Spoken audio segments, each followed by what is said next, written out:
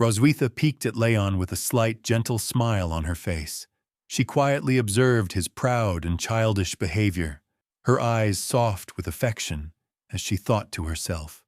Although Leyon is known as the strongest dragon-slaying hero, he often displays a childish and delusional side that doesn't quite match his reputation. But it is precisely because of these minor flaws that he appears more genuine and reassuring. Roswitha gently closed her eyes and carefully grasped the newborn baby closer in her arms. A relaxed and peaceful expression appeared on her face as she held her daughter tenderly. What a memorable morning. Then she slept with her baby. While Leyon and Isa were still talking, Muen and Noah quietly noticed that their dragon mother and little sister had fallen asleep on the bed. The two little girls immediately turned toward Leyon and Isa, raising their small fingers to their lips in a shushing gesture. Shh, Mom and sister are asleep. Isa raised her hand slightly with a calm expression and spoke softly.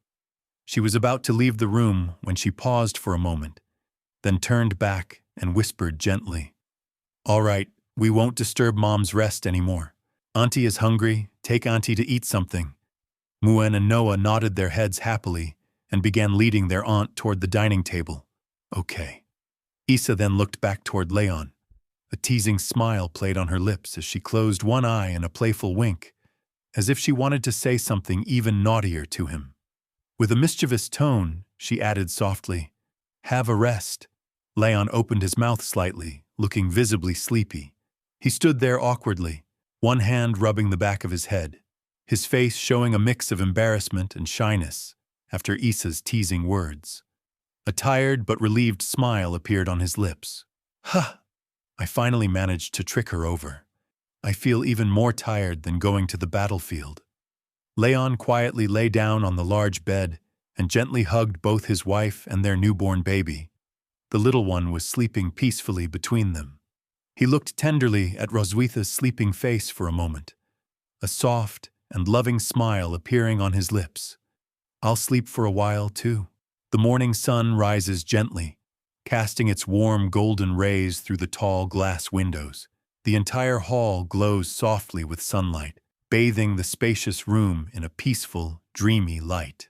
On the large, luxurious bed, Leyon, Roswitha, and their newborn baby lie sleeping quietly. After all the chaotic events of the previous day, the three of them rest peacefully together, as if nothing had happened. The gentle morning light illuminated their calm faces, creating a warm and harmonious family scene filled with tranquility. Roswitha slowly opened one eye. Her gaze lingered tenderly on Leyon's sleeping face. She gently reached out and placed one hand on his cheek, softly rubbing it with her fingertips. Her eyes sparkled with deep love and affection as she watched him. "I really want to give you a tale." She had always wished from the bottom of her heart that Leyon could fully become a dragon, just like her. Leyon slowly opened one eye. Roswitha's hand was still gently resting on his cheek. The moment their eyes met, her face instantly turned bright red as she was caught off guard. Leyon felt a surge of joy and warmth from his wife's loving touch.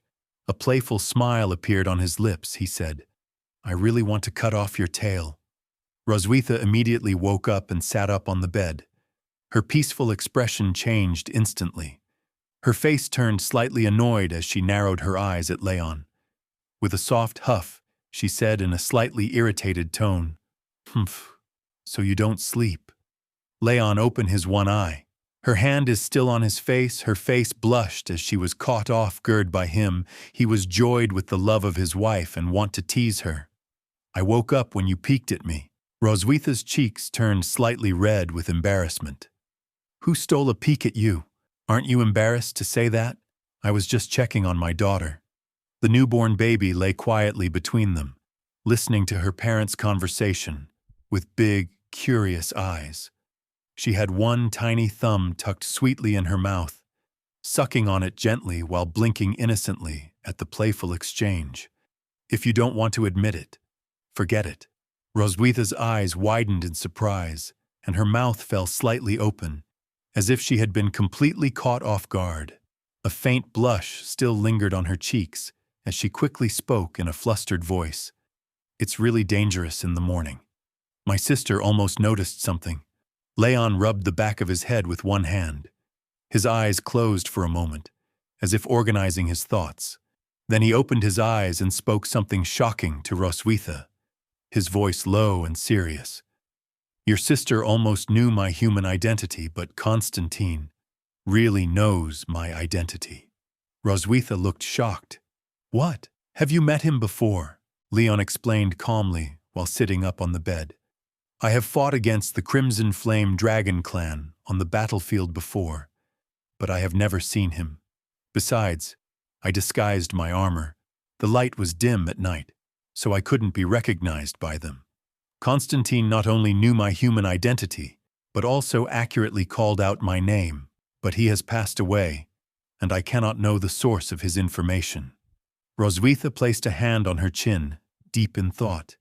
"Your true identity is not even known to any dragon in the Silver Dragon Castle. Where did he get the information from?" Leyon sat up straighter on the bed with a bragging expression. Considering his unusual behavior over the past year, there may be more unknown insider information behind it. Roswitha rested one hand on her chin, her eyes wide open as she fell deep into thought. Her expression was serious and slightly shocked while she listened Leyon's words. "Originally, I made an agreement with Leyon's master that Leyon should not return to the Empire within 1 year. Is this also related to this matter?"